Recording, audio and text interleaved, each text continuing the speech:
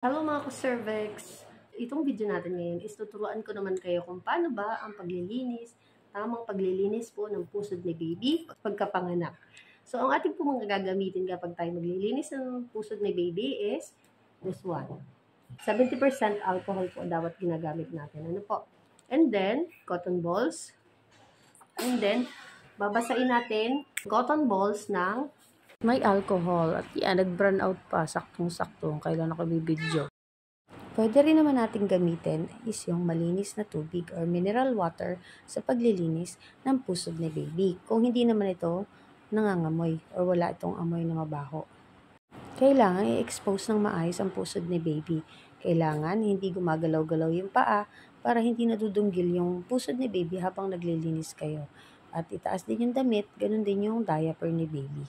Ang unang dapat linisan ay yung base po ng pusod ni baby kasi dun po sa pinakang base, yung nakadikit sa may tiyan ni baby, dyan po natitikal ng una ang pusod ni baby at dyan siya nag-heal. Kaya dapat bigyang importansya yung part na yan. Kaya lang, hindi naman kailangan madiin na paglilinis para lang malinis mo maigi para madali siyang matuyo. Ang sunod ay yung pinakang pusod mismo. Kasi dapat malinis din ang pusod para yung infection or dumi hindi siya magbaba dun sa pinakang base ng pusod at mag-cause ng infection. Kailangan is pa-upward stroke or pataas ang paglilinis ninyo.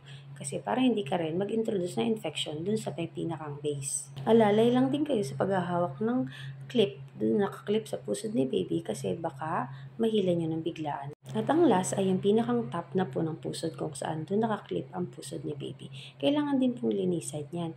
Kailangan nyo linisan yung pinakang pusod at isama nyo na rin po yung cord clamp na nakaipit po sa pusod ni baby. And voila! Tapos na tayo. So, ganyan lang po ang paglilinis ng pusod ni baby. At be sure po na dapat is patuyuin nyo muna po ang pusod ni baby bago nyo po ito tatakpan ng damit niya. Or pwede nyo rin naman po na i-expose lang yan. Wag lang nyo po, ingatan nyo lang po na hindi siya dadapuan ng langaw. Kasi syempre, alam nyo naman langaw, napakadumi. So, yan. Pag tuyo na, tsaka po natin takpan ng damit at tsaka natin itaas ang kanyang pajama. Wag pong iipit sa diaper ha.